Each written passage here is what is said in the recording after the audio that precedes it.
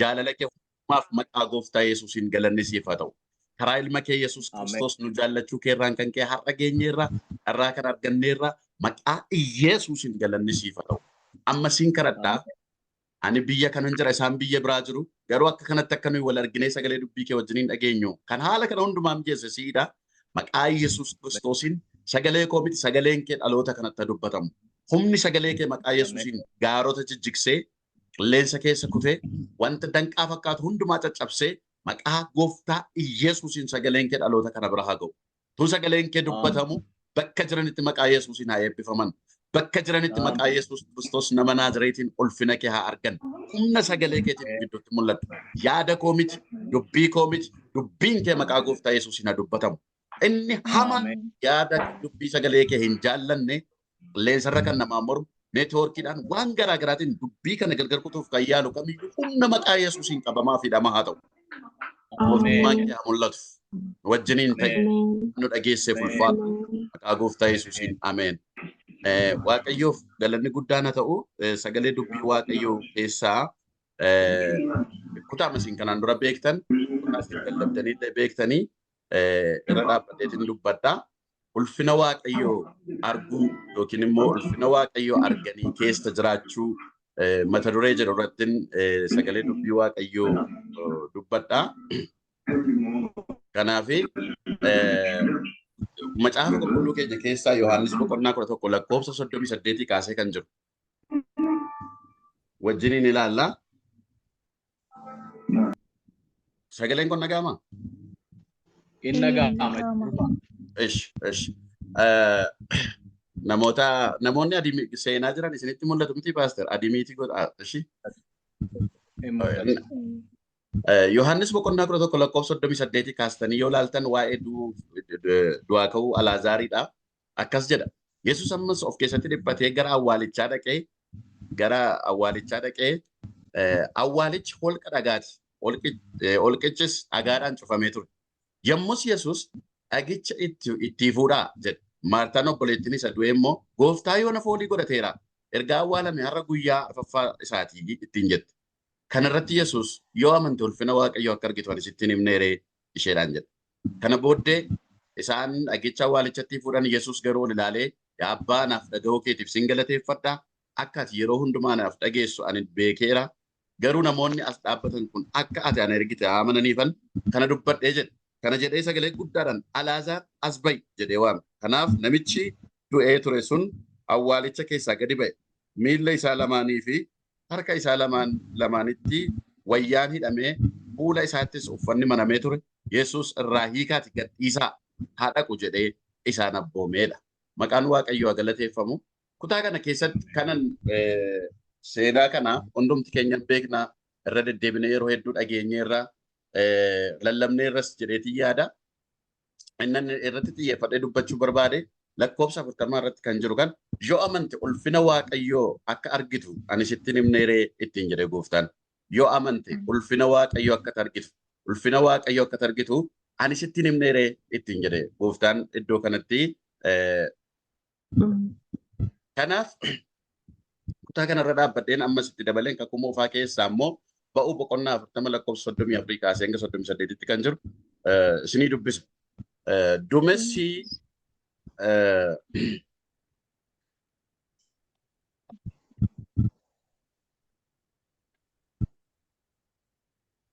Duumessi dunkaana itti wal ga'anitti uwwisee ulfinni Waaqayyoos achi keessa ture achi keessa guute. Museen immoo duumessi godicharra waan tureef ulfinni Waaqayyoo godoo sana keessa waan guuteef dunkaana itti wal ga'an sana keessa lixuu hin dandeenye. Namoonni Israa'el hamma adeemaa turan kana hundumaatti yommuu duumessichi godoo sana irraa ka'uu isaanis ka'anii adeemu turan. Yommuu duumessichi irraa ka'uu dhiisu immoo hamma gaafa duumessichi irraa ka'uutti isaanis achiin ka'an. Duumessi Waaqayyoos guyyaa dunkaanicharra hin buufataa ture. Ibiddi immoo halkan duumessicharra ture. Namoonni Israa'elis yeroo karaa adeeman turan hundumaatti kana hin argu turanii jedha. Waa'ee ulfina Waaqayyooti kanan kutaa kana keessatti dubbadhees kanan hin quufne yeroo baay'ee irra deddeebi'ees kanan dubbadhu arras sagalee waaqayyoo kanan irratti dubbadhu bara jiraannu kana keessatti namoonni akkuma nuyi beeknu wantoota baay'eedha wanti nuyi hin quufne dhalli namaa qabeenyan quufuu beekumsan quufuu dandeettii isaa guddifachuudhaaf hin quufu waan baay'ee dheebota nuti kiristaanonni garuu kan dheebochuun nurra jiraatu ulfina waaqayyoo akka ta'e ulfina waaqayyoo arguu yeroo hundumaa dheebochuu akka qabnu ulfina waaqayyoo arguudhaaf yeroo hundumaa kadhachuu akka qabnu ulfinni waaqayyoo maal akka ta'e ulfina waaqayyoo beeknee ulfina waaqayyoo dheebonnee ulfina waaqayyoo keessa akka jiraannuufan kutaa dubbii sagalee waaqayyoo kanarra dhaabbadheen isinitti dubbadha. Egaan ulfinni maal akka ta'e ulfina waaqayyoo jechuun maal jechuu akka ta'e kan jedhu itti fufnee tokko tokkoon wajjiniin ilaalla. Akkuma nama dubbadhee sagaleen dura dubbisee Yohaannis boqonnaa 11 keessatti hundumti keenya hin beekne yaada sagalee sana yeroo koo baay'ee irratti hin fixu. Kanaaf hin ariifadhee dubbadha. Alaazaar akka du'u sa'aatii sanatti du'ee akka achiin hafu yaada waaqayyoon ture. Garuu Alaazaar kan du'eef gooftaanis akkuma gaafa bakka jiranii sanaa ka'ee of duuba deebitanii yoo dubbifattan bartootaan akka himetti akka itti dubbatetti ulfinni waaqayyoo akka ittiin mul'atuuf. Waaqayyo ulfina isaa karaa baay'ee mul'isa. Namni garuu ulfina waaqayyoo hubatu. Ulfinni waaqayyoo Alaazaar du'uu isaatiin du'ee du'aa ka'uu isaatiin ulfinni waaqayyoo guddummaan waaqayyoo waan du'e kaasuu danda'uun waaqayyoo waan xumurame jalqabuu danda'uun waaqayyoo guddummaan waaqayyoo akka mul'atu akeeka waaqayyoo waan tureef sa'aatii itti waamame sanatti yeroo itti kottuu nu qaqqabii namnati baay'ee jaallattu du'ee jira kottuu qaqqabii fayyuu danda'a jedhanii obbolaansaa yeroo isaan itti waaman dhuguma namni kun nama gooftaan baay'ee jaallatudha. Maariyaamiif Maartaa yoo fudhattan namoota baay'ee gooftaatti hariiroo qabanidha. Garuu akka hariiroo isaanii kanaaf gooftaan daqiiqaa tokkoyyuu hin turre. Sababni isaa Maariyaam ishee mataa isheetiin shurrubbaa isheetiin shittoo biyya lafaa kanarraa akka seenaan jedhutti biyya Hindii qofa keessatti argamu baay'ee gati jabeessa ta'e fuuteetti dhangalaastee rifeensa isheetiin immoo miilla isaa xaragdeedha. Seenaa wal biraa qaba.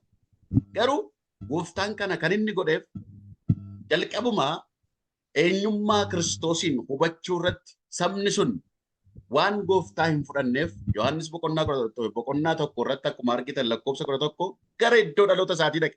Namni kamiyyuu isa siman isaan garuu isa simachuu didan hamma isa simataniif ilmaan waaqayyoo akka jedhamaniif aboo isaaniif kenne jedhamee akkuma dubbatu ulfinni inni fidee gara biyya lafaa dhufe kun dandeettii guddaa inni waaqummaa isaatiin qabatee gara biyya lafaa dhufe kun maal akka fakkaatu itti agarsiisuudhaaf gooftaan warruma jaallatu kana jalaalleen ture. Kanaaf gaafa gooftaan sa'aatiin isaa ga'u akka aadaa biyya sanaatti awwaalanii itti naanna'anii boo'anii gadda ta'aa jiru. Sa'aatiin itti dhaqetti waa'een Alaazaar xumurameera. Waan xumurame irratti ulfina isaa mul'isuun garuu amala waaqayyooti. Arras warra ulfina waaqayyoo dheebotaniif warra ulfina waaqayyoo barbaadaniif waan xumurame irratti waaqayyo ulfina isaa mul'isu. Waaqayyo guddummaa isaa mul'isu. Haleluuyaa. Maqaan waaqayyoo galateeffamu. Kanaaf isuma gooftaan gara isaanii dhaqe kanallee gooftaan yoom dhufaa gooftaa kana yoom dhufee nuuf fayyisaa jedhanii jalqaba yaadaa turan garuu amanuu hin dandeenye hin ka'a. Amma lubbuu itti deebisuu danda'a. Amma ulfina isaa mul'isuu danda'a jedhanii amanuu hin dandeenye Maariyaamiif Maartaan. Gooftaan garuu akkasittiin jedha. Ulfinni yoo amante ulfinni waaqayyoo akka mul'atu ani sitti himneeree ittiin jedha. Kanaaf sa'aatii sanatti amantii guutuu isaan barbaachisatu ulfinicha arguudhaaf ulfina sana waan waaqayyoo karaa Yesuus Kiristoosiin hojjetu sana arguudhaaf jechuudha. Isaan garuu yaa'u akkuma beeknu namni gaafa obboleessi jalaadu gaafa firri jalaadu lapheen nama moogaa namni abdii dhaba namni hin gaddu. Kanaaf keessi isaanii jeeqamaa waan tureef amanuu hin dandeenye. Gooftaa Yesuus Kiristoos garuu sa'aatii sanatti ulfina isaa mul'isuun akeeka isaa ture. Kanaaf egaa kutaa kana gara boodaattis ittiin deebi'a. Bara har'a keessa jiraannu kana keessatti wanti nuyi dheebochuu qabnu akka guyyaatti yeroo 3 yeroo 4 nyaannu bishaan irra deddeebinee dhugnu ulfina waaqayyoo arguudhaaf dheebochuutu nurra jiraata. Bara har'a keessa jiraannu kana keessatti wanti nu barbaachisu wanta lafarraa duwwaatu hin taane wanta waaqarraa guddummaa waaqayyoo arguu ulfina waaqayyoo dheebochuutu nurra jira jechuudha. Haaleluyyaa. Waaqayyo bara keessa jiraannu sagaleen waaqayyoo Maatewos boqonnaa 6:33 irratti caafamee akka jiru mootummaa waaqayyoo dheebochuu akka qabnu guddummaa waaqayyoo dheebochuu akka qabnu qajeelummaa isaa barbaaduu akka qabnu nutti dubbata sagaleen waaqayyoo. Nuti garuu isa dhiifnee wantoota lafarraa qusaaqusii meeshaalee lafarraa eebba lafarraa barbaanna. Kan nu hanqatu ulfina waaqayyoo arguudha. Ulfina waaqayyoo dheebochuudha. Kanaaf dhaloonni sagalee kana dhageessan ulfina waaqayyoo dheebodhaa. Waaqayyo waan isin barbaachisu hunduma isaa irraa jalatti isiniif dabala. Kanaaf Daawitiin fakkeenya fudhannee yoo ilaalle faarfannaa 25 tokko irratti faarfannaa 42 tokko irratti yoo dhattanii ilaaltanii lubbuun koo yeroo hundumaa si dheebotti si arguudhaaf. Lubbuun keessan waaqayyoon dheebotu. Nama lubbuun isaa waaqayyoon dheebotu barbaada waaqayyo. Akkuma borofni burqaa bishaanii barbaadu lubbuun koo yeroo hundumaa si yaaddeera. Haaleluyyaa. Dhaloonni ulfina waaqayyoo akka borofni burqaa bishaanii barbaadu dheebotu jira laata? Nu gidduu jira. Nu ulfina waaqayyoo dheebochaa jirra. Ulfina waaqayyoo arguudhaaf yeroo hundumaa akka borofni burqaa bishaanii barbaadu san dheebochaa jirra, barbaadaa jirra. Daawit garuu akka kana jedha. Waan hundumaarra caalchisee ulfina waaqayyoo dheebota. Haaleluyyaa. Foonni keenya jireenyi keenya waan lafarratti isa barbaachisu akkuma barbaadu lubbuun keenya soorata isheedhaa kan ta'e kan isheen itti gammaddu ulfina waaqayyoo jechuudha. Bara keenya kana keessa jiraannu kana keessatti ulfinni waaqayyoo akka mul'anne ulfinni isaa qofti akka mul'atuuf seexanni biyya lafaa isa ofiisaatii irratti mo'e kan irratti gooftummaa fudhatee jabaateetu cikkaanee guddaadhaan gara jabina guddaadhaan hojjechaa jira. Kanaaf ulfinni waaqayyoo akka mul'anne barbaada seexanni. Kanaaf yeroon kun yeroo kamirrayyuu caalaa yeroo itti kiristaanonni dammaquu qabnudha. Yeroo nuti itti ulfina waaqayyoo dheebochuu qabnu. Yeroo nuti itti dammaqnee ulfina waaqayyoo arguu, Kiristoosiin argachuu, Kiristoosiin hubachuu, Kiristoosiin beekuu, siistema biyya lafaa kana irra aannee tooftaa seexanaa addunyaa keessatti seexanni diriirse kana hunduma isaa mo'annee waan teknooloojiin nutti dhufu, waan karaa dhokataa nutti dhufu, waan karaa mul'ataa nutti dhufu hundumaa mo'annee ulfina waaqayyoo arguudhaaf yeroo nuti itti dheebonnu ta'uu danda'utu irra jiraata. Kana ta'uu qaba kiristaan, kana ta'uu qaba dheebuun keenya, kana ta'uu qaba hawwiin keenya, kana ta'uu qaba deddeebiin keenya. Ulfina jechi jedhu macaafa qulqulluu keenya keessa yeroo 235 ol barreeffamee jira. Kakuu haaraa keessatti si'a 156, kakuu moofaa keessatti si'a 235, walii gara si'a 391 barreeffamee jira jechuudha. Jechoota kana hiika garaagaraarraa yoo ilaaltan kabaja, galata, surraa, dinqisiifannaa waaqayyoon ibsuudhaaf, jabina waaqayyoo ibsuu, dhokstaa waaqayyoo, turbaa waaqayyoo, surraa waaqayyoo kan jedhuun bakka buusu. Hiiktonni namoonni macaafa waa'ee ulfina waaqayyoo hiikan jechuudha. Ulfina waaqayyoo gabaabaatti maalummaa isaa yoo ilaalle karaa adda addaa ibsuu dandeenya. Garuu karaalee gabaabaa sadiin isinitti himuun barbaada. Tokkoffaatti qabatamaatti jiraachuu waaqayyoo jechuudha. Ba'uu boqonnaa 40 sana irratti sila yeroon dubbise bara biyya Gibxiitii ba'anii gara biyya Kana'aanitti adeeman sabni Israa'el. Dunkaana keessatti ulfinni waaqayyoo dhufee isaan irra buufate. Dunkaana keessa qabatamaatti argamuu waaqayyoo argan. Haaleluyyaa. Qabatamaatti argamuun waaqayyoo manni qulqullummaa Solomoon ijaaree gaafa xumuru. Ulfinni waaqayyoo qabatamaatti dhufee achi keessa buufatedha sagaleen dubbii waaqayyoo. Maqaa gooftaa Yesuus Kiristoosiin ulfinni waaqayyoo qabatamaatti isinitti mul'atu. Warra waaqayyoo qabatamaatti itti mul'atu. Warra waaqayyoon qabatamaatti argan ta'a. Haaleluyyaa. Nagaama miti sagaleen koo. Qabatamaatti jiraachuu waaqayyoo. Qabatamaatti jiraachuu, qabatamaatti argamuu waaqayyoo. Dunkaana keessa namni seenuu hamma dadhabanitti, Museen seenuu hamma dadhabutti, luboonni seenuu hamma dadhabanitti, mana qulqullummaa isa Solomoon ijaaree xumure keessatti kutaa kana fakkaatu kutaa hedduutu jira. Ani ishee kana duwwaan keessaa fudhadha. Qabatamaatti mul'ate waaqayyo. Sodaachisummaansa akkan sila jedha. Surraansa, eenyummaansa, guddummaansa. Haaleluyyaa. Maaliif sabni sun waaqayyoon amanuu hin dandeenye. Geggeessummaa waaqayyoo kanatti amanuu hin dandeenye. fuula isaanii dura garuu galaana ce'amuu qabutu jira. Fuula isaanii dura lafa onaa keessa darbamuu qabutu jira. Fuula isaanii dura wanta lolamee mo'amuu danda'u qabutu irra jira. Mootolee garaagaraatu jira. Isaaniin ulfina isaatti agarsiisee jiraachuu isaatti agarsiisee akkamittiin akka laga isaan ceesisu akkamittiin mootota sana kukuffisee akkamittiin akka isaan dabarsu akkamittiin akka isaan dhaalchisu isaanitti agarsiisuu barbaade Waaqayyo qabatamaatti gidduu isaanitti mul'ata.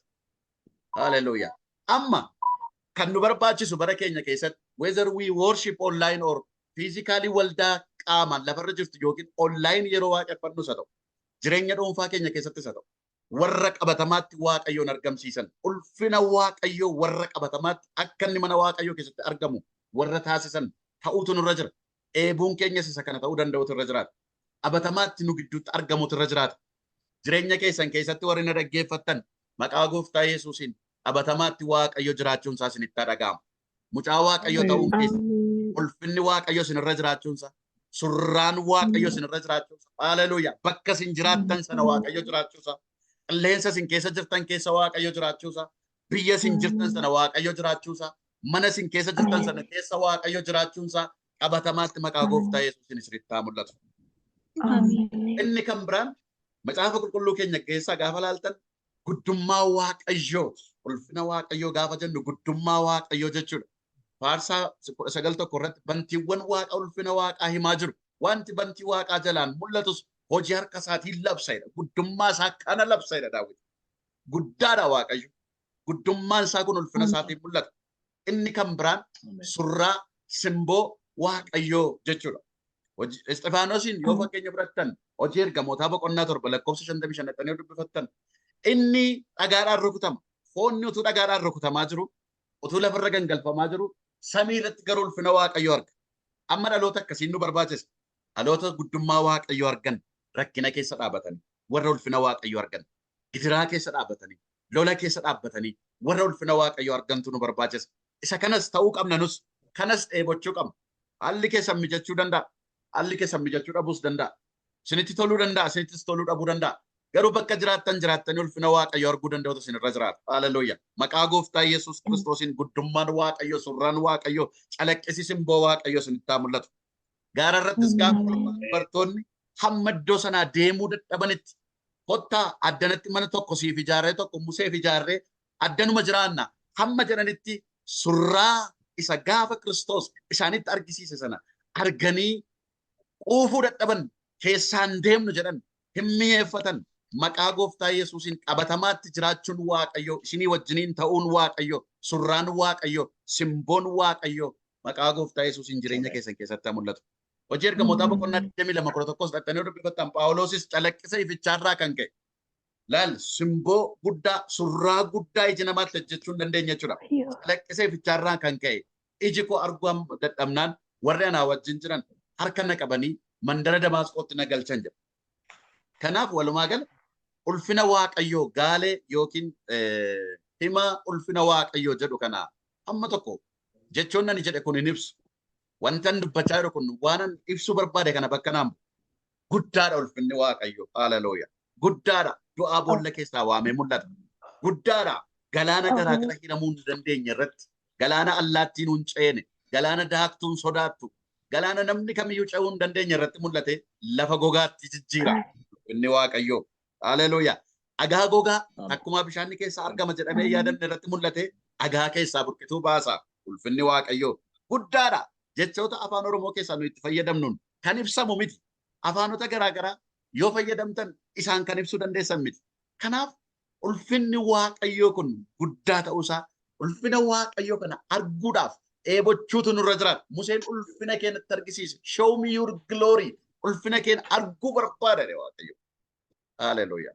Amma dhaloonni ulfina Waaqayyoo arguu dheebochuu dhiiseera. Waan lafarraa arguu dheebota. Waldaan kiristaanaa ulfina Waaqayyoo dheebochaa hin jirtu. Abboonni durii ulfina Waaqayyoo dheebochuutti nu caalu dhugaa dubbachuuf. Warra kakuu moofaa keessaa, warra kakuu haaraa keessa jiran yoo laaltan, even baruma umrii manuu jiraanni nu fuuldura warri Gooftaa fudhatan, warri mana Waaqayyoo keessa hojjechaa turan ulfina Waaqayyoo dheebotu. Har'a namni mana Waaqayyoo keessa yoo seeni, waldaa keessa yoo seeni, yerootti teknooloojiidhaan, feesbuukiidhaan, moobaayiliidhaan taphatu irra jira. Yerootti ulfina Waaqayyoo dheebotu irra hin jirru. Ulfinni Waaqayyoo waan godaane fakkaata. Ulfinni Waaqayyoo waldaa keessatti mul'ataa jira. Har'a ulfina namaatu mul'ataa jira moo ulfina waaqayyootu mul'ataa jira? Guddummaa jedhee isinitti meera. Guddummaa namaatu mul'ataa jira moo guddummaa waaqayyootu mul'ataa jira? Kottaa ulfinicha dheebonna.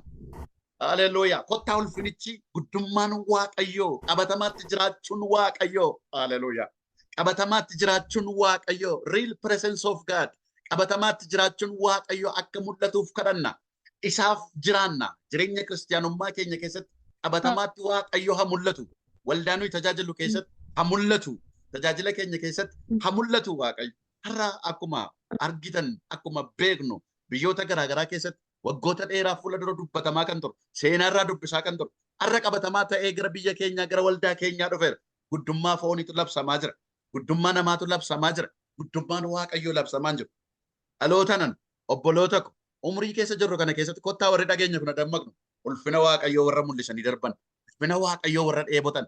Faarfannaan isaanii ulfina waaqayyoo kan mul'isu. Lallabi isaanii ulfina waaqayyoo kan mul'isu haa taanu. Maqaa gooftaa Yesuusiin bakka jirtanitti isiniif hin kadhadha. Ana dabalatee kadhannaan kun anaafis akka ta'u nan barbaada. Maqaa Yesuusiin bara kana keessa qabatamaatti ulfinni waaqayyoo siin haa mul'atu. Ameen. Ameen hin jettanii? Ameen. Qabatamaatti egaa guddummaa waaqayyoo, maalummaa waaqayyoo, eenyummaa waaqayyoo jechoota xiqqoo kanaan ibsuu hin dandeenyu isiniin jedhedha. Sammuu xiqqoo waan xiqqoo yaaddu kanaan finite mind kan taate kanaan infinite kan ta'e waan xumuraaf jalqaban qabne guddaa kana ibsuun akka hin danda'amne isinitti himera. Egaa ulfina waaqayyoo kana argachuudhaaf akkamittiin ulfina waaqayyoo kana argannee keessa jiraachuu dandeenya? Ulfina waaqayyoo arginee ulfina waaqayyoo kana keessa akkamitti jiraachuu dandeenya kan jedhuun isinitti hima. Tokkoffaa irratti iddoo buufataa ulfinichaaf ta'u qopheessuutu nurra jiraata. Kana jechuun jireenya keenya qopheessuun nurra jiraata. Ulfina waaqayyoo arguu barbaaddu? Alaazaariin gaafa du'e kutaa sana amma dubbise Yohaannis 11 keessatti gaafa laaltan Yesuus dhufee ulfina isaa akka mul'isu hin barbaadu. Yesuus dhufee du'aa sana akka kaasu hin barbaadu. Garuu jireenyi isaanii gaddaan guutameera malee ulfinichaaf kan qophaa'e hin turre. Sammuun Maariyaam ulfinicha arguuf hin qophoofne. Sammuun Maartaadhaa ulfinicha arguuf hin qophoofne. Silaa warri Yihuudootaa warra achi jiran immoo tasumayyuu ulfinicha arguudhaaf fedhii hin qaban isaan. Kanaaf jireenyi keenya ulfinicha arguudhaaf qophaa'utu nurra jiraata. Sammuun keenya ulfina waaqayyoof kan kenname ta'uu danda'utu irra jiraata. Kakuu moofaa keessatti gaafa sichi deebinee Israa'eliin ilaallu Kiristoosiin isa isaan fayyisuu dhufe maaf fudhachuu didan? Isa isaan furuudhaaf dhufe maaf fudhachuu didan? Haleluuyaa. Ulfina isaanii isa ta'e Kiristoosiin simachuu dadhabani. Haleluuyaa. Ulfinicha simachuudhaaf jireenyi isaanii qophaa'aa waan turre. Lapheen isaanii kan qophaa'e hin turre. Kanaaf waaqayyoonis baay'ee danqani. Bara kakuu moofaattis yoo ilaaltanii jiraattan waaqayyo gaafa isaan geggeessu waaqayyoon baay'ee danqan karaa irratti. Gooftaa Yesuus Kiristoosis gaafa dhufe isaan gidduutti tajaajila jalqabu. Isas waan baay'ee godhanii isa danqan lapheen isaanii jireenyi isaanii simachuudhaaf Kiristoosiin simachuudhaaf qophaa'aa hin turre. የተዘጋጀ ልብ የተዘጋጀ ማንነት አልነበራቸው። ከናፍ አረስ ኖቲስ ኡልፍነ waaqayyo arguu barbaadu.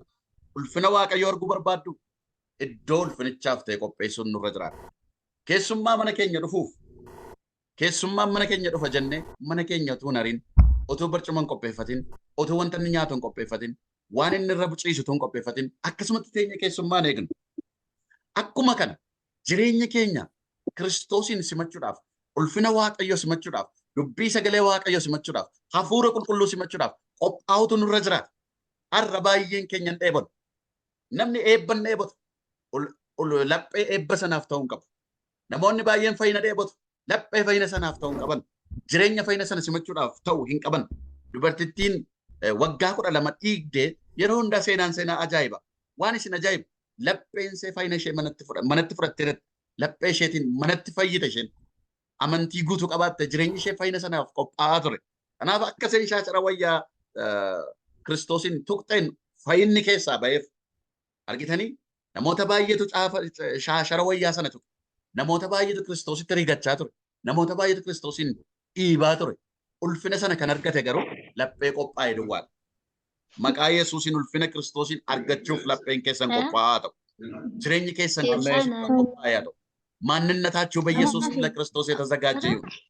ተጃጅሉ በርባና ሙለታ አርጉ በርባና ጉደቹ በርባና ጨው በርባና milkaa'uu barbaanna Ameen. akka kun nu ta'uu barbaanna akka sun nu ta'uu barbaanna garuu lapheen keenya Kiristoosiif kan qophaa'e miti. Ulfinicha simachuuf jireenyi keenya kan qophaa'e miti. Har'a waldaan kiristaanaa lapheen ishee jireenyi ishee tajaajilli ishee qophaa'aadhaa ulfina Kiristoosiin simachuudhaaf.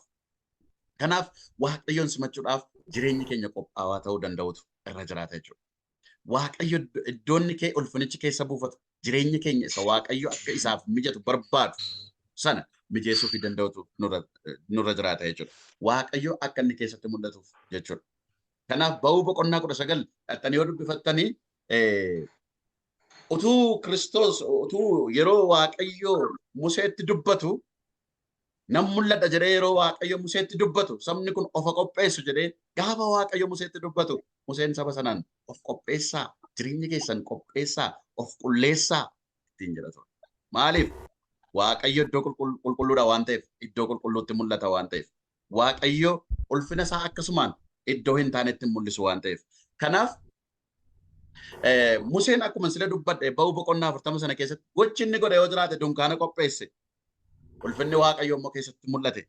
Solomoonis manicha ijaare. Ulfinni Waaqayyo immoo keessatti mul'ate. Kanaaf jireenya keenya Waaqayyoof qopheessuun ga'ee keenya.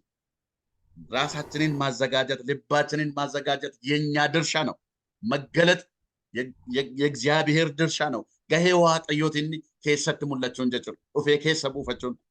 Kanaaf iddoon buufata waaqayyoo egaa har'a nuyi dunkaana ijaarra miti.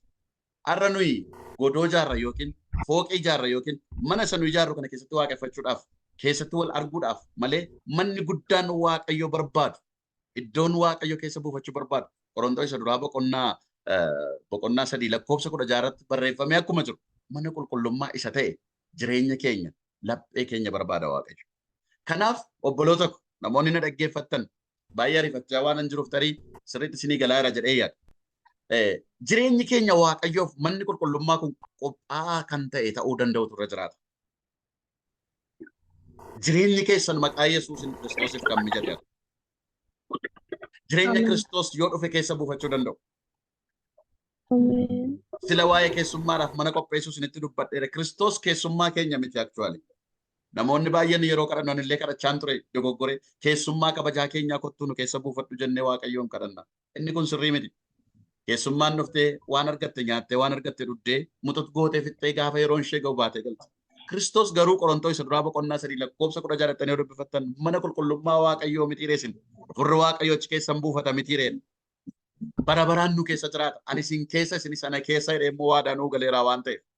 Kanaaf Kiristoos isa bara baraan nu keessa jiraatu kanaaf hafuura Waaqayyootiif jireenyi keenya kun hojii Waaqayyootiif qophaa'uu danda'utu irra jiraata. Kanaaf walumaa gala tokkoffaa irratti ulfina Waaqayyoo arguu kan nuti dandeenyu ulfina Waaqayyoo arguudhaaf maal gochuutu nurra jira? Jireenya keenya qopheessuutu nurra jiraata. Iddoo buufata ulfinichaa qopheessuu nurra jiraata. Iddoo buufata ulfina Waaqayyoo kana laphee keenya kana immoo akkamitti qopheessinaa laata? Waa hedduu kaasuun hin danda'a garuu ariifadheen waan sadii duwwaa tokko hin darbu. Jireenya keenya qopheessuu kan dandeenyu ulfina Waaqayyootii fi tokkoffaa qalbii jijjiirannaa jireenya qalbii jijjiirannaa qabaachuutu nurra jiraata. Yeroo hundumaa fuula Waaqayyoo duratti qajeelummaa fi justification and sanctification wanti jedhamu teoloojii keessatti iddoo guddaa qabu warri na caalaa barattan beektu. Waaqayyo qajeelummaa nuuf laateera. Qajeelota nu godheera. Hojii qajeelummaa isaatii fannoo irratti nuuf raawwateera. Yeroo hundumaa garuu saantifaayee of qulleessuu qullaa'ummaan garuu gahee keenyadha. Yeroo hundumaa qalbii keenya jijjiirrachuutu nurra jiraata. Ulfinichi dhufee buufachuuf iddoo jijjiirame barbaada. Laphee jijjiirame barbaada. Jireenya jijjiirame barbaada. Gooftaa Yesuusiin dura kan dhalate Yohaannis Cuuphaanii Maatewos boqonnaa 3 jettanii yoo dubbifattanii ulfinni guddaan tokko isa duuba dhufaa akka jiru arge. Ulfinni guddaan namni kamiyyuu dura dhaabbachuu hin dandeenye ulfinni guddaan isa duubaan dhufuuf akka jiru waan beekuuf dursee dhufee akkasittiin jedha. Yaada garaa keessanii jijjiirradhaa. Mootummaan Waaqayyoo dhiyaateera. Ani bishaaniin nan isin cuuba. Abiddaaf hafuura qulqulluun isa isin cuubutu dhufaa jira waan ta'eef dafaa isa kanaaf of qopheessaa. Yaada garaa keessanii jijjiirradhaa. Maatewos boqonnaa 3 jettanii dubbifachuu dandeessu. Kanaaf jireenya gara Waaqayyootti deebi'e amma waldaa keessaa kan bade kiristaanota bara keenyaa kana keessaa kan bade jireenya cubbutti jajabinaan itti adeemu malee jireenya qalbii jijjiirratee cubbuu lagatu miti jireenya nuti qabnu. Kanaaf jireenya qalbii jijjiirranna yeroo hundumaa fuula Waaqayyoo duratti warra of qopheessan warra laphee isaanii miicatan ta'utu nurra jiraata. Lammaffaa irratti jireenya keenya akkamitti qopheessina? Waaqayyoon sodaachuu. Yeroo hundumaa jireenya Waaqayyoon sodaatu qabaachuu. Bakka Waaqayyoon sodaachuun jiru. Bakka sodaan Waaqayyoo jiru ulfinni Waaqayyoo jiru. Iyyoob 15 fudhatanii dubbifachuu dandeessu. Waaqayyoon sodaachuun jalqabu ogummaadha. Waan hamaarraa goruunis hubannaadha. Fakkeenya 22 dubbifachuu dandeessu. Gaddoof deebisuuf Waaqayyoon sodaachuun qabeenyadha. Ulfinaaf jireenya namaaf kennedha. Ulfinaaf jireenyi bakki inni jiru bakka sodaan Waaqayyoo jiru. Jireenya Waaqayyoon sodaatu keessa ulfinni Waaqayyoo jiru. Waldaa ulfinni Waaqayyoon sodaatu keessa ulfinni Waaqayyoo jiru. Biyya Waaqayyoon sodaatu keessa ulfinni Waaqayyoo jiru. Nama qalbii jijjiirratu keessa ulfinni Waaqayyoo jiru. Tajaajila isaa keessa ulfinni Waaqayyoo jiru. Raajummaa isaa keessa ulfinni Waaqayyoo jiru. Lallaba isaa keessa ulfinni Waaqayyoo jiru. Kanaaf Waaqayyoon sodaachuu jireenya qalbii jijjiirratu jireenya gara Waaqayyootti deebi'e repentance jireenya gara Waaqayyootti deebi'uu danda'u qabaachuutu nurra jiraata. Jireenya of haaressuu danda'u jireenya update of gochuu danda'u qabaachuu danda'utu nurra jiraata. Softweerii moobaayilii keenyaa irra deddeebinee update akka goonu appilikeeshinii irratti fayyadamu update ta'a yeroodhaa yerootti gaafa intarneetiitti sakkaabu. Akka kana afurri Waaqayyoo jireenya keenya keessa gaafa seenu gaafa hundumaa jireenya keenya jijjiiruu danda'utu nurra jiraata. Nutis laphee keenya update gochuutu nurra jiraata fuula Waaqayyoo irratti. Of haaressuutu nurra jiraata. Check of gochuutu nurra jiraata. Kanaaf inni sadaffaan Waaqayyoon duratti gad of deebisu humbleness fuula Waaqayyoo duratti gad of deebisuun nu biratti beekamaa miti. Dhaloota amma jiru kana biratti fuula Waaqayyoo duratti ol of qabu anatu jira. Anatu beeka. Filosoofii keenyaan, dandeettii keenyaan, beekumsa keenyaan caallee argamuudhaaf tattaafachuu malee gad of deebisuun beenu. Nama duratti gad of deebisuun beenu. Waaqayyoon duratti gad of deebisuun beenu. Humbleness inni jennu kun gad of deebisuun kun tiitinnaa inni jedhamu kun badeera baraarra jiraannu kana keessatti. Garuu ija hojii hafuuraati. Kanaaf Gooftaa Yesuus Kiristoos Filiippisiyoos 2:7 kaasanii yoo dubbifattan Waaqa guddaa ture. Ulfina guddaa qaba ture. Ulfina waa abbaadhaan wal isa qixxeessu qaba turedha sagaleen Waaqayyoo. Garuu Waaqa ta'etu jiru ulfina guddaa sana dhiisee gad of deebise. Nu warra gad deebi'oo wajjiniin dhufee nu gidduu buufate. Yohaannis 1:14 irratti akkuma argitan sagalichi foon uffatee nama ta'eetu dhufee nu gidduu buufatedha Yohaannis gaafa dubbatu. Akkuma kana ulfina isaa dhiisee eenyummaa isaa dhiisee gad bu'eetu nu gidduu buufate. Gooftaa Yesuus kan inni kana godheef gad of deebisuu akka nu isarraa barannuufidha. Jireenya gad of deebisu jireenya gadi jechuu danda'u akka nuyi qabaachuu dandeenyu isarraa akka barannuufitu Gooftaa Yesuus Kiristoos kana godhe. Kanaaf jireenya gad of deebise keessa ulfinni Waaqayyoo jira. Jireenya gad of deebise jireenya fuula Waaqayyoo duratti yeroo hundaa gadi jedhe eenyummaa isaa kan dagate guddummaa isaa kan dagate maalummaa isaa kan dagate jireenya akkasii keessa yeroo hundumaa ulfinni Waaqayyoo jira. Yeroo baay'ee seenaa namoota baay'ee nan dubbisa.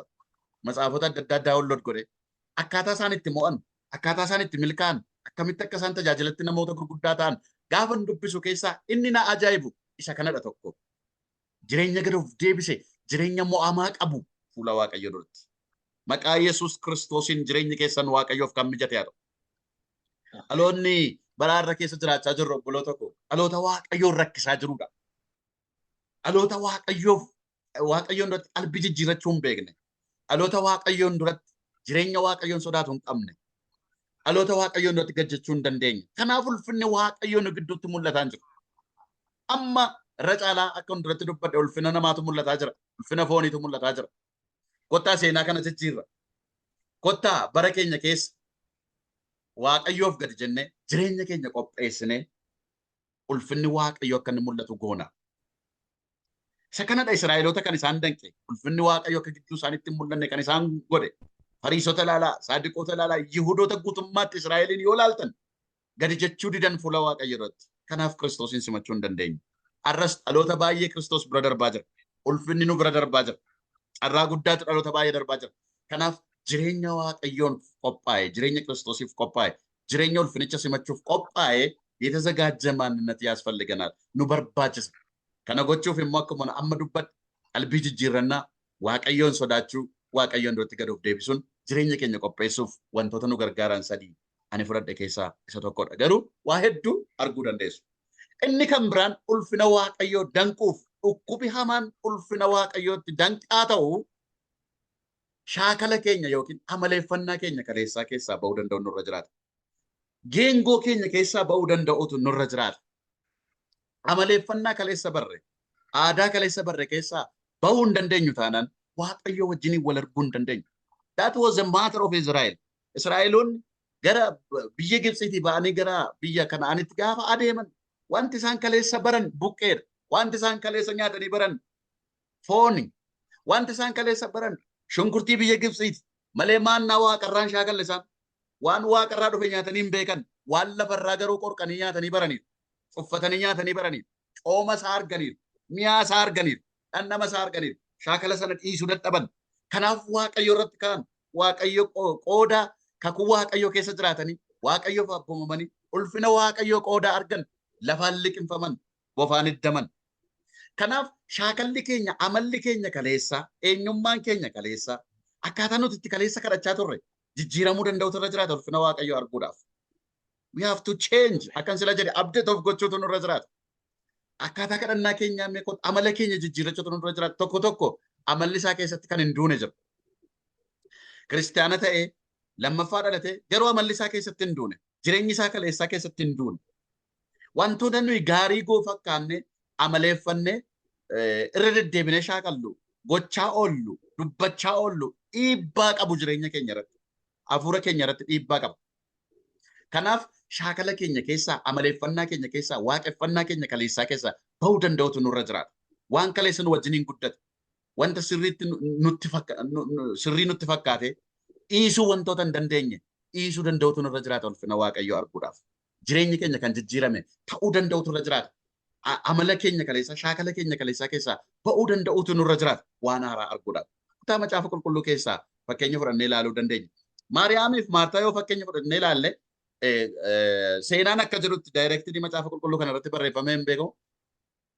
Kan isaan amma ka'uu hin danda'u, du'aa ka'uu hin danda'u Alaazaar jedhanii itti falman. Maaliifi they were right by the way. Sirrii turan achitti. Maaliifi bartee isaan kaleessa beekaniin isaan biratti namni guyyaa 4 bule ka'ee hin beeku. Ulfinni Waaqayyoo yoo mul'ate garuu wanti xumurame jalqabuu danda'a. Waan du'aatti isa du'aa sagalee isaatiin waamee dhageessifachuu danda'a ulfina isaatiin. Isaan isa kanan barre du'aan Waaqayyoof dhaga'uu akka danda'u hin argine arganii hin barre kaleessa dinga. Isaan akka isaan beekanitti aadaa isaaniitiin lubbuun naannoo awwaalaa guyyaa 3 naannoofti jedhanii shakkuu jedhu. Barreeffamoota garaagaraarraa yeroon dubbisu. Aadaa isaaniitiin jechuudha. Isaan isa kana beeku malee du'aaniin ka'a jedhanii hin yaadan. Amaleeffannaa isaanii waan isaan kaleessa beekan ilaalaa. Ulfina Waaqayyo akka isaan hin argineef isaan danqe. Haleluuyaa. Kanaafidha gooftaan yoo amante irra ulfina Waaqayyo akka argitu ani sitti hin himneere sitti meen ture man ulfina Waaqayyo yoo amante argita kan inni ittiin jedhe. Maaliif isaan jireenya ulfinicha simatu hin qaban shaakala kaleessaa keessa jiru gadda kaleessaa aadaadhaan waan godhamu keessa jiru jechuudha. Kanaaf jireenya haaraa jiraachuudhaaf isa kaleessaa keessaa cabsinee keessaa bahuu danda'utu nurra jiraata. Maqaa gooftaa Yesuusiin geengoo ta'ee sanu keessa naannofnu kana keessaa Waaqayyo nu haa baasu. Bartee keenya isa Waaqayyoof hin taane. Amala keenya isa Waaqayyoo hin danne. Shaakala keenya isa Waaqayyoo hin danne. Namoonni baay'een irra tajaajiltoonni baay'een irra Waaqayyoon gargaaraa jiru. Waaqayyoof kan isaaniitti dabalanii, muudiitti dabalanii, hiikatti dabalanii, aakshaniitti dabalanii, bocatti godhanii, qalamiitti dibanii, simbootti dibanii hojii Waaqayyoo balleessaa jiru. Kanaaf amala keenya keessaa baay'een namoota yoo ilaaltanii jiraattan isa bara mana qaallutti bara waaqa tolfamaa waaqeffachaa ture keessaa bahee dhufeen har'a mana Waaqayyoo keessatti hojjechuu barbaada. Akka sanatti hojjechuu barbaada. Kanaaf amala keenya keessaa ba'uu danda'utu nurra jiraata. Shaakala keenya keessaa ba'uu danda'utu nurra jiraata. Waaqayyo waan haaraa gochuu akka danda'u amanuun nurra jiraata. Waaqayyo du'aa kaasuu akka danda'u ulfinni isaa gaafa mul'atu wanta haaraan ta'uu akka danda'u amanuu danda'utu nurra jiraata. Hojii ergamootaa boqonnaa 11 fudhattanii yoo dubbifattanii lakkoofsa 1 kaastanii yoo dubbifattan seenaa Phexros. Phexros abjuu mul'atan argeedha. Of wallaaleen mul'ata arge. Gaafa mul'ata argu kutaa sana dhattanii dubbifachuu dandeessu. Mul'atan arge kana keessatti waan maramaa waan lubbuu qabu kan keessa guute nyaadhu qalii nyaadhu kan jedhutu naaf ergame waaqarraa gaditti bu'eetu qalii nyaadhu ittiin jedha. Qalii nyaadhu ittiin jedha. Inni garuu waan akkasii kana nyaatee hin beeku. Aadaa isaanii keessatti, aadaa Yihuudootaa keessatti ilbiisota nyaachuun yookiin waan lubbuu qabdu xixiqqoo akkasii nyaachuun hin danda'amu akka aadaa isaaniitti akka inni aadaan inni keessatti guddate aadaan saba keessatti guddate irratti lakkoofsa 8 irratti irratti ilaaltanii ani gonkumaa waan akkasii harkaan qabeen beeku. Ani gonkumaa waan akkasii nyaadheen beeku ittiin jedhu. Argitanii wanti sun wanta Waaqayyo isaaf qopheessedha. Wanti kun wanta qophaa'ee Waaqarraa isaaf ergamedha. Waan Waaqarraa isaaf ergame kana amala keessa isaa jiruun aadaa keessa kaleessa dheengaddaa keessatti guddateen waan kaleessa amaleeffate irratti hundaa'etu harkatti dide. Kanaaf har'as waan Waaqarraa dhufu waan baay'een nu bira darbaa jira. Eebbi keenya baay'een rarra'ee dhufa ol deebi'aa jira. Eebbi keenya baay'een guddinni nama bira ga'ee ol deebi'aa jira. Baay'een wanti baay'een eebbi baay'een ulfinni baay'een wanti namni dheebotuuf barbaaduuf kadhatu baay'een isa bira ga'ee ol deebi'aa jira. Malee kan isaa ta'an jiru. Kanaaf kottaa jireenya keenya isa kaleessaa keessaa hin baana. Haakala keenya kaleessaa keessaa baana. Inni sadaffaan ulfinicha dheebochuudha. Ulfina Waaqayyoo dharra'u, ulfina Waaqayyoo yeroo hundumaa dheebochuu. Waaqayyo baay'izawee fedhii namaa irratti hojjeta. Eebuu keenya irratti hojjeta Waaqayyo. Nama waggaa 38 dhukkubfatee ciisuun akkamitti hidhattanii maal akkasiif godhuu barbaadattiin jettu. Nama jaamee karaarra jiruun akkamitti hidhattanii maal akkasiif godhuu barbaadattiin jettu. Gooftaan kanadha kan inni gochaa ture. Fedha isaanii eebuu keessa isaanii jiru baruu barbaadeeti. Fedha keenya eebuu keenya kanaafidha gooftaan kadhadhaa kan inni nuun jedheef barbaadaa kan inni nuun jedheef balbala rukutaa kan inni nuun jedheef. Kanaaf ulfinicha dheebochuutu nurra jira. Amma dhaloota ulfina Waaqayyoo dheebotu barbaada Waaqayyo. Waldaa kiristaanaaf kan ta'an biyyaaf kan ta'an warra ulfina Waaqayyoo dheebotanidha. Kottaa ulfina Waaqayyoo dheebonna. Warra ulfina Waaqayyoo dheebotan ta'uu danda'utu nurra jiraata. Museen akkuma sila jedhe ulfina keenyatti agarsiisedha. Yeroo hunduma ulfina Waaqayyoo dheebota Museen. Ulfina Waaqayyoo arguu barbaada. Maatiyus boqonnaa 17 kaastanii hanga 8 dhattanis dubbifachuu dandeessu. Hamma achii deemuu didanitti ulfina sana gaararratti gaafa argan. Kan ammaa dhiisnee hin deemnu nuyi bakka. Kun immoo nutti toleera. Kan ammaa boris keessa jiraachuu qabna. Asii deemuu hin qabnu. Isinillee asii deemuu hin qabnu. Hin qabdan asumatti godoo isin ijaarra. Hamma jedhanitti gahan bartoonni. Ulfina Waaqayyoo dhaloota dheebotu barbaada Waaqayyo. Ulfina Waaqayyoo jenereeshinii amantoota tajaajiltoota ulfina Waaqayyoo dheebotan barbaada. Lapheen keenya ulfina Waaqayyoo dheebochuun nurra jiraata. Yeroo hundumaa kadhannaan keenya ulfina Waaqayyoo kan dheebote ta'uu danda'utu irra jiraata. Isa dhumaa baay'een gaggabaabsaa jira. Amantiidhaan ulfina Waaqayyoo simachuutu nurra jiraata. Amantii qabaachuutu nurra jiraata. Ulfina Waaqayyoo arguu barbaadna akka Maartaaf Maariyaam. Garuu amantiin qabu. Hin amanne Maartaaf Maariyaam. Nuyi garuu amanuu danda'utu nurra jiraata jechuudha. Warri Kiristoosiin amanan, warri Waaqayyotti amanan ulfina Waaqayyoo abidda keessatti arganii darban. Ibroota boqonnaa 11 kana lakkoofsa 1 kaastanii dubbifattan chapter of faith yookiin boqonnaa amantiiti. Ibroonni boqonnaa 11 kun waa'ee amantiitu keessatti barreeffamee jira. Kutaa sana guutummaatti dhaqaatti dubbifadhaa. Tokko tokkoon amma isarra dhaqeen dubbisu waan ta'eef jechuudha. Warri ulfina Waaqayyoo amanan, warri guddummaa Waaqayyootti amanan, warri jabina Waaqayyootti amanan, warri ulfina Waaqayyoo arguudhaaf dheebotan abidda gara bishaanitti jijjiirratanii keessa bashannanan. Leenca namni hundumtu sodaatu hammatanii bulan. Amantiidhaan biyya lafaa mo'anii darban. Rakkina mo'an, qoromsa mo'an. Ulfinni Waaqayyoo guutummaatti isaanirraa calaqqise. Ulfina Waaqayyoo reflect godhanii addunyaadhaaf agarsiisanii ardiiwwaniif ulfina Waaqayyoo calaqqisiisanii argisiisanii darban. Kanaaf amanuu qabna. Amantiin gaara gadi qabee dirree godha. Humni amantii humna ulfaataadha. Abidda bishaan godha. Iddoo gubannaa iddoo bashannanaa godha. Humni amantiidhaa Waaqayyoon akka inni Waaqayyo nuuf hojjetu Waaqayyoon kakaasa. Humni amantii keenya Waaqayyoon duratti hojii guddaa hojjechuu akka nuyi dandeenyu, Waaqayyoon gammachiisuu akka dandeenyu nu taasisa. Kanaaf ulfina Waaqayyoo arguudhaaf amanuu danda'utu nurra jiraata. Waaqayyo gooftaan macaasina eebbisu. Waan an dubbadhe irra deebi'ee gabaabaatti sitti dhaaba. Ulfina Waaqayyoo jechuun maal jechuu akka ta'e maalummaa ulfina Waaqayyoon dubbadhe. Wantoota sadan tokkoon dubbadhe waan hedduu arguu dandeessu macaafa qulqulluu keessatti qabatamaatti jiraachuu Waaqayyoo, guddummaa Waaqayyoo, surraa Waaqayyoo, akkamittiin immoo ulfina Waaqayyoo kana arguu dandeenya. Arguu duwwaatu hin taane keessa jiraachuu akkamitti dandeenya. Iddoo buufatichaa ulfinichaaf ta'u qopheessuutu nurra jiran jedha. Akkamitti immoo qopheessina jedheen waan sadiin dubbadhe. Jireenya qalbii jijjiirrachuu danda'u qabaachuun nurra jiraata. Waaqayyoon duratti gad of deebisuu danda'utu nurra jiraata. jedheetan dubbadha. Akkasumas jireenya waaqayyoon sodaatu qabaachuu danda'utu nurra jiraata jedheen dubbadha. Lammaffaa irratti shaakala keenya amaleeffannaa keenya kaleessaa isa waaqayyoon danqu geengoo ta'e isa yeroo hundumaa keessa naannofnu isa keessaa cabsinee baane geengoo sana dheereffannee gara daandii dheeraatti jijjiirannee waaqayyo wajjin deemuu warra danda'an ta'uu danda'utu nurra jiraata. Amala keenya keessaa shaakala keenya keessaa ba'uu danda'utu nurra jiraata jedheetan isinitti dubbadha. Sadaffaa irratti ulfina waaqayyoo dheebochuu, ulfina waaqayyoo yeroo hundumaa kadhachuu, yeroo hundumaa ulfina waaqayyoo barbaadu. Isiniif hin kadhadha. Maqaa gooftaa Yesuusin dheebuun ulfina waaqayyoo irraa jalqabee isinitti agarra. Akkuma borofni bishaan dheebotu, akkuma borofni burqaa bishaanii dheebotu akka Daawit jedhu sana maqaa Yesuusin ulfina waaqayyoo dheebodhaa. Yeroo hundumaa bishaan guyyaatti yeroo meeqa akka dhugdan mee ilaala. Ulfina waaqayyoo guyyaadhaa gara guyyaatti safara malee dhuguu danda'utu dheebochuu danda'utu nurra jiraata. Waaqayyo gooftaan macaa isin haa eebbisu. Tarii WhatsApp irratti kan hin arge garaagarummaa daqiiqaa 30 natti fakkaata. Lallabaaf kan naa kenname. Kanaafin ariifachaa ture. Sammuun namaas hin dadhaba waan ta'eef diippilii tokko tokkoon keessa galee hin dubbanne tarii wanta hin dubbadde isinii galeera jedhee yaada. Waaqayyo ulfina isaa nutti agarsiisuu barbaada.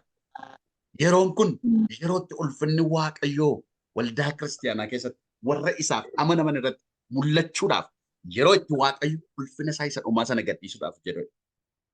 Yeroo itti waaqayyo ulfina isaa agarsiisuu barbaadudha. እግዚአብሔር ክብሩን የሚገልጥበት ሰዓት ነው። namoonni baay'een garuu ulfina kana simachuudhaaf warra qophaa'an miti. Amantoonni baay'een rafaa jiru. Tajaajiltoonni baay'een gara ulfina isaaniitti goraniif maqaa gooftaa Yesuusin ammaa jalqabe biyya jirtan iddoo jirtan hundumaatti ofii koofillee kanan kadhadha. Dheebuun ulfina waaqayyoo isinitti agarra. Jireenyi keessan ulfinichaaf kan qophaa'e sammuun keessan, qalbiin keessan, hafuurri keessan, ba'uun keessan, galuun keessan. Haleluuyaa! Yeroo dubbiftan, yeroo nyaattan, yeroo jiraattan maqaa Yesuusin ulfinni waaqayyoo jireenya keessan haa guutu. Karaa keessan ulfinni waaqayyoo haa mul'atu. Haleluuyaa! Arrasi qaba waaqayyo. Phaawulos hin jiru. Kabajaan ulfina guddaadhaan biyya lafaa kanarraa darbee awwaalameera. Kan akka Phexros fa'aa awwaala isaanii irratti waldaan dhaabbateera. Fooniinis ulfina waaqayyoo lafarra yeroo jiran mul'isanii darban reeffa isaanii irratti illee ulfinni waaqayyoo mul'ateera namoota baay'ee. Haleluuyaa! Isaan amma darbaniiru. Amma seenaa isaanii duwwaa qayyabachuu dubbisuu duwwaa hundaan jireenya isaan jiraatanii darbanirra jireenya addaa jiraachuu akka qabnu nurraa barbaada waaqayyo. Isinirraa haa mul'atu maqaa Yesuusin ulfinni waaqayyo. Sirraa haa mul'atu obboleettii koo bakka ati jirtutti. Haleluuyaa! Oh haleluuyaa! Televiizyinii keenya ilaaltanii televiizyinii ilaalaa. Televiizyinii yoo ilaaltanii televiizyinii nuti itti fayyadamnu yoo ilaaltan chaanelii irraa yookiin achi diishii irraa gamadii wayii dhufee waan itti sakkaa'ameef gamadaan dhufee kan keessa isaa seenutu bakkeetti nutti mul'ata. Kompiitara kana ilaalaa amma fakkeenyaaf kompiitararraan dispileey godhee isinitti haasa'aa jira. Waan intarneetiin fidee keessa galee dhufee keessa galeefan alatti isinitti mul'ataa jira. Maqaa ila waan ulfinni waaqayyoo inni waaqarraa dhufee keessa keenya buufate kun biyya lafaatti calaqqisuutu irra jiraata. Akka biiftuu barii ganama nurraa outshine gochuu danda'utu irra jiraata. Calaqqisuutu nurra jiraata. Dubbifamuu danda'utu nurra jiraata. Caaffata isa dubbifamu ta'uu danda'utu nurra jiraata. Gabaa keessa gaafa deemtan, mana hojii isin hojjettan, biyya jiraattan, iddoo jiraattan, waajjira hojjettan, warri barsiistan bakka barsiistanitti, warri tajaajiltan bakka tajaajiltan, ulfinni waaqayyoo isinirraa mul'achuu danda'utu irra jiraata. የክርስቶስ የክብሩ መገለጫ መሆን አለብን። ulfinni waaqayyoo isinirraa haa mul'atu na dhaggeeffachaa kan jirtan. Iddoo garaagaraa biyya garaagaraa keessa kan jirtan arraa jalqabee anarraas ofii kootiifis kadhachaan jira isiniifis kadhachaan jira. Maqaa Yesuusin ulfinni waaqayyoo kun dachaa isinirraa haa mul'atu. Acalaqqisu ulfinni waaqayyoo sirraa. Haa argan irraa haa dubbifamu makiinaa keessatti, taaksii keessatti, mana hojii keessatti, waajjira keessatti ulfinni waaqayyoo sirraa haa calaqqisu. Haleluuyaa. Oh, hallelujah. Isheen asiin darbe, isa asiin darbe hamma jedhamutti. Hallelujah. Sirboo guddaan, guddummaan waaqayyo, argamuun waaqayyo, jiraachuun waaqayyo, eenyummaan waaqayyo, fayyisuun waaqayyo, gooftummaan waaqayyo. Hallelujah. Dhaloota jijjiiruu akka inni danda'u, lubbuu fayyisuu akka inni danda'u, jiraachisuu akka inni danda'u, du'aa jiraachisuu akka inni danda'u, waan hin jirre jiraachisuu akka inni danda'u, addunyaa hin jirrerraa gara wanta jirutti fiduu akka inni danda'u, humna akka qabu, eenyummaan waaqayyo, maalummaan waaqayyo, maqaa gooftaa Yesuusin sirraa na mul'atu. Hallelujah. Warra ulfina Waaqayyoo mul'isan darban akka taanuuf Waaqayyo gooftaan nu gargaaru dhiifama isaatii hedduun fudhadhe fakkaata. Paaster gara keessanitti deebiseera eebbifama. Barsiisaa Waaqayyo gooftaan bara keessan jireenya keessan haa eebbisu. Ijaa sagalee isaatiif Waaqayyoo bara baraan ulfina argatu. Gooftaa isa galgala kan ammoo akka kanatti nutti dubbachuu jaallate maqaan isaa eebbifamu. Egaa warra dhaga'uu duwwaadhaan of goyyoomsu otoo hin ta'in warra ulfinicha keessa jiraachuudhaaf ofii keenya kenninu ta'utu nurra jira. Ergaan kun ergaa yerooti, ergaa bara keenyaati. Galanni Waaqayyoodhaaf haa ta'u. Gooftaan sinaa eebbisu barsiisa guddaa eebbifamaa ayyaanni Waaqayyoo dachaa haa dabalamu guddaa eebbifamaadha. Baay'ee nutti tolee jira. Gooftaan haa eebbifamu. Wanti ulfina Waaqayyoo irra caalu hin jiru. Danda'u hiikomsa dhugaa, fayyina dhugaa namni kan inni fayyuu danda'u, birmadummaa dhugaa namni argachuu kan danda'u hogguu ulfinni Waaqayyoo jireenya namaa keessatti mul'ate duwwaadha. Inni kaanii soba waan yerooti. Waan baay'ee bara keenya gaafa laallu miiraan namni goyyoomee jira. Wanti meetii keessa seenuudhaan godhamu hundisaa waan yerooti. Takka turee homtuu isaa hin jiru, waan qabatamaa hin arginu. Yeroo sanaaf nutti fakkaachuu danda'a. Tikkilanyaa gaafa ulfinni Waaqayyoo mul'atu garuu jijjiirama hundeedhaan buqqeetu jireenya namaa keessatti ta'a.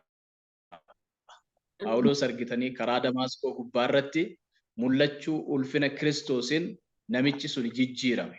Galanni Waaqayyoodhaaf haa ta'u. Kan nama ajjeesu, waldaa kiristaanaa kan hari'atu, amala gadhee kan qabu argitanii dhummaadhaaf. Kanaaf guutummaatti jireenya namaa kan jijjiiruu danda'u mul'achuu ulfina Waaqayyooti. Ulfina Waaqaa kan caalu hin jiru. Har'a namni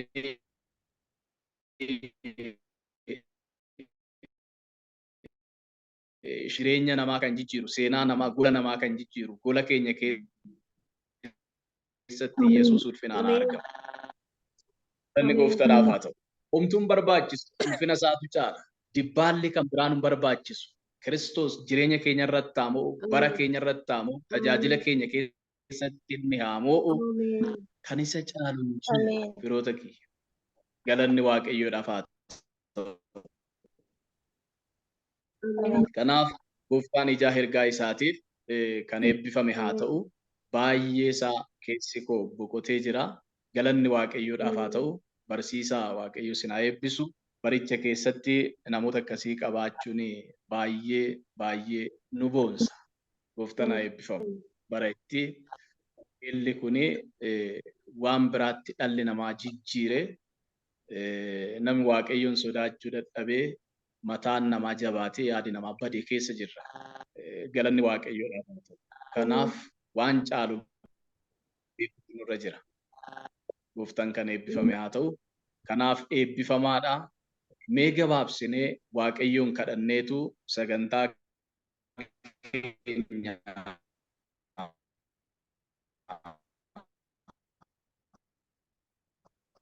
walumaa galatti Waaqayyoon kadhanna. Biiduma Waaqayyoo dhagaa turre keessa taanee Waaqayyoon gooftaa keenya kadhanna. Laphee keenya, sammuu keenya bakka ani siif of kennee jira. Akkaataa kanaan dura ture jiraachuun barbaadu jireenya koo keessatti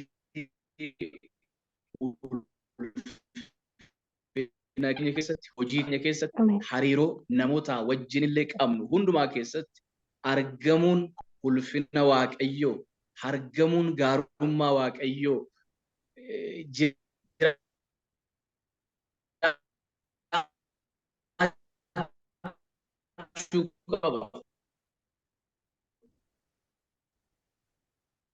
gooftaa keenya hin kadhanna. Jijjiirama. Hallelujaa. jiraataa bara baraa isa hundumaa dandeessu sagalee kee ergitee galgala kana nutti dubbatte. Sagaleen kee birmaduu nama baasaa sin kadhadhaa yeroo kanatti maqaa gooftaa maqaa Yesuus Kiristoos. Yaa Waaqayyo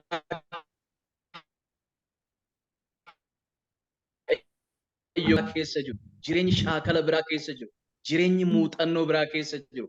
Hamma sa'aatii kanaa jalqabee akka jijjiiramuun si kadhadha.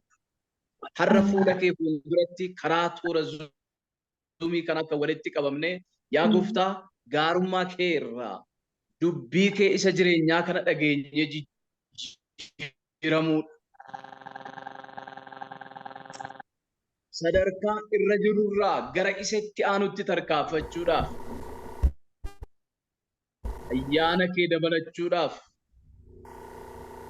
hidhannoo keenya jabeeffachuudhaaf waan daganne deebisnee kaasuudhaaf waan hin barbaachifne qabannee kan jirru harcaafne ofirraa hiikne ulfina kee keessa jiraachuudhaaf abbaa sin kadhadha maqaa ilma kee maqaa Yesuus Kiristoosiin.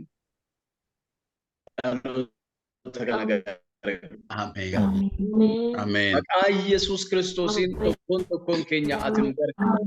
Ameen. Hidhannoo ulfina keef hin taane. Yaa Waaqayyo abbaa sin kadhadhaa maqaa Yesuusiin galgala kana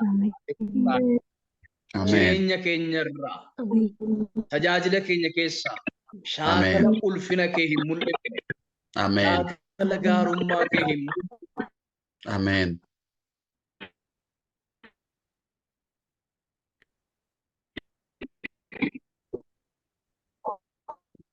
Shaakala ifne dhaloonni kun ulfina keef kan jiraatu akka ta'u tokkoon keenya warra ulfina keef jiraatanii yaa Waaqayyo gooftaa warra kaanitti ulfina kee argisiisuu danda'u akka nuti taanuuf maqaa ilma kee maqaa Yesuus Kiristoosiin ati nu gargaari. Ameen. Si kadhadhu yoo jiraate yaa gooftaa isa kana wanti hundumtuu hin darba maqaa gooftaa maqaa Yesuus Kiristoos argachuun beekamtii addunyaa kanaa hundi isaa hin darba. Gaaf tokko namni beekamee iddoo guddaatti mul'ate gaafa biraa immoo deebi'ee salphatee kufee mul'ataa jira. Yaa gooftaa sin kadhadhaa maqaa ilma kee maqaa Yesuus Kiristoosiin ulfina biyya lafaa kana ulfina keessa ati nu jiraachisi. Ameen. Deemnu ati nurratti ulfaadhu. Ameen. Ati nurratti ulfaadhu. Ameen. Tajaajillu yoo kadhannu ati nurratti ulfaadhu. Ameen. Kan goonu hundumaa keessatti ulfinni mul'atu. Ameen. Mul'achuu ulfina keetiin qubsataan hin fayya. Ameen. Mul'achuu ulfina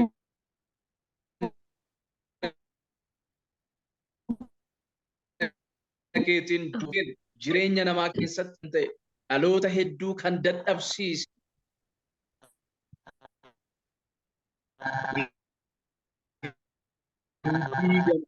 Sin kadhadhaa maqaa ilma kee maqaa Yesuus Kiristoosiin ulfinni kee duwwaan. Ameen. Yeroo kanaa kaasee waan jireenya dhaloota kanaa keessatti ulfaatee jiru mul'achuu ulfina kee irraa kan ka'e kan diigame haa ta'u. Ameen. Gaarri hammeenyaa, gaarri dhukkubaa, gaarri rakkinaa, gaarri abaarsaa yaa Waaqayyo gooftaa maqaa Yesuus Kiristoosiin kan diigame haa ta'u.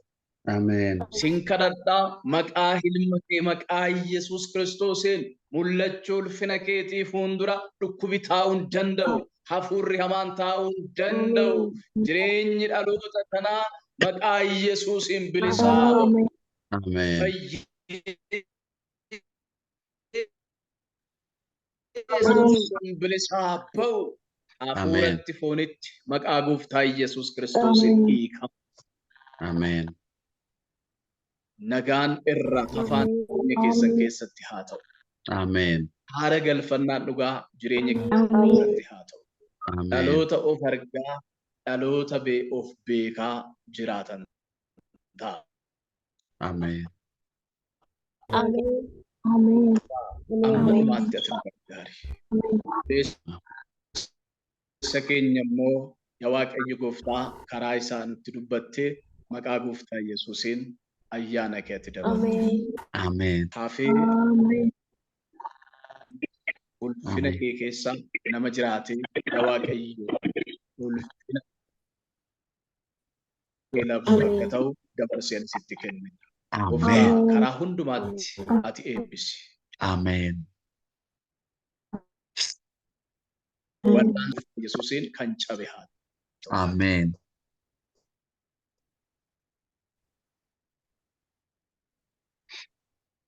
Ameen. Hafuurri bineensichaa hafuurri baricha keessatti hojjetaa jiru. Tajaajiltoota hedduu karaarraa kan kaachise, dhaloota hedduu kan saame mana kee keessaa ulfina keetiin haala kan godhe yaa Waaqayyo dhaloota hedduu qullaa kan buusise jireenya isaa tajaajila isaa haaloo ba'uudhaaf kan nama uummatu maqaa Yesuus Kiristoosiin kan qabame haa ta'u. Ameen. Maqaa Yesuus Kiristoos nama Naazreetiin kan qabame haa ta'u. Ameen. Ameen. Gooftaa siin Ameen. kadhadhaa ati nu gargaari. Ameen. Waadaa keenyatti hamma dhumaatti jabaannee akka dhaabannuuf ayyaana kee ati nu baay'isi. Ameen. Kennaa nuu dabali. Ameen.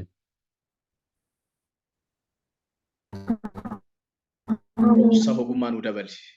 Ati gajjennaa ati nurratti ol jedhi. Ameen. Bara baraan maqaan kee kan eebbifame haa ta'u. Ameen. Kina keetti buunee jirra yoo ta'e ati dhiifama nuu godhi. Ameen. Yaada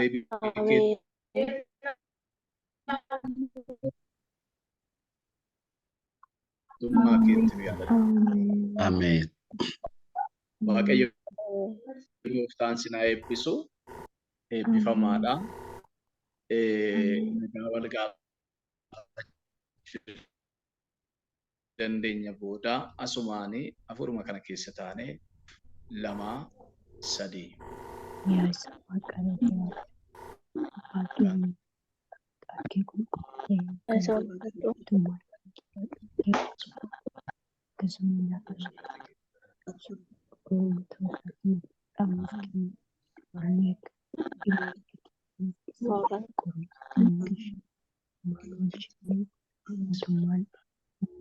ulfinnis bara baraa kan keetti.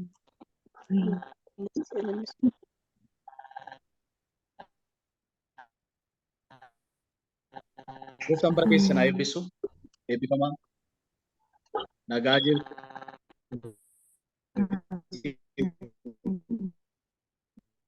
Hundi keessan qabaaf illee har'a dhuftanii gidduu keenya turtan baga nagaan dhuftanii isin simanne irraa Waaqayyoof galanni haa ta'u kun Gooftaa waaqeffataa dubbii isaa isa jireenyaa kanarraa hirmaachaa turre. Kanaaf isinis immoo sagantaa keenya kana idileeffattanii torban torbanii nufaan akka hordoftanii asumaan affeerraa isinii goona. Gooftaan bara keessan haa eebbisu. Ayyaanni Waaqayyoo hunduma keessaniif haa baay'atu. Koreen tajaajila jireenyaa asumaan baga nagaan dhuftanii dhaamsa qaban isinii dabarsu. Waaqayyo Gooftaan isin haa eebbisu. Eebbifamaa. Gooftaan bara keessan jireenya keessan tajaajila keessan haa eebbisu.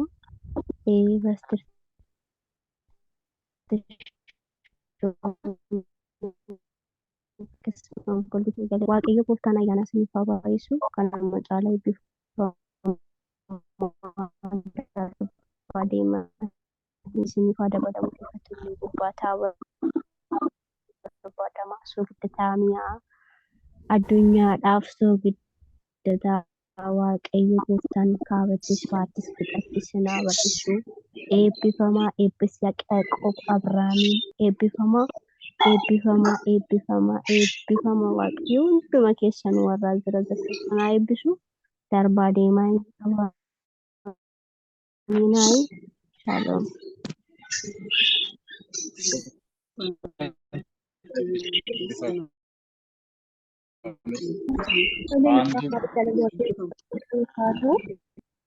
Standard kan nagaa keessanii gooftaan baraar jireenya keessanii obboloonni jalqabaa taasisanii yeroo kanaatiin tajaajilaa akkasumas illee waaqayyoo kanuma ayyaana isaa dabalu kanuma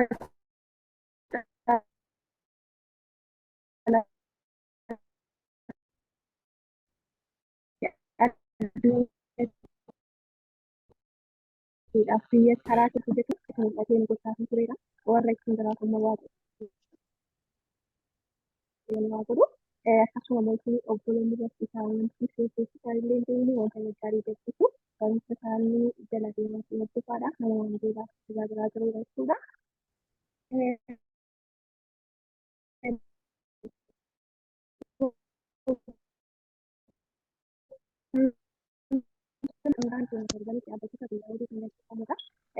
Karaa WhatsApp linkii isaa asirratti fayyadamuu dandeenya.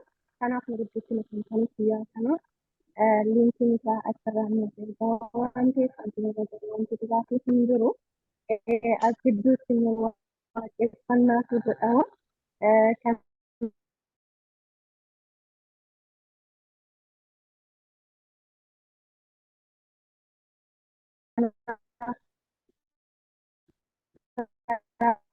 Facebook illee warri dhukkubsatanii jira. Inni jechuun jaalladhaaf gooftaan silaa eebbisuun obboloota keessan dhiirota keessan seera lubbootaaf haa barbaadan jechuun jaalladha. Gooftaan silaa eebbisu obboloota keenya keessaa immoo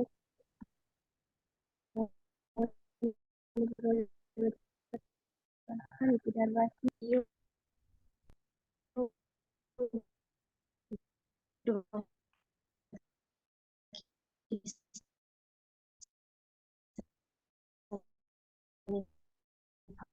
baay'eetu gaarummaan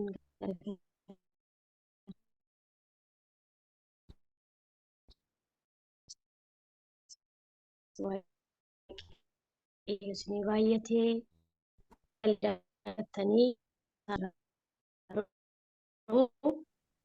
qaba sagantaa keenyarraa laattanii namoonni waaqayyoo gooftaan bara keessa jira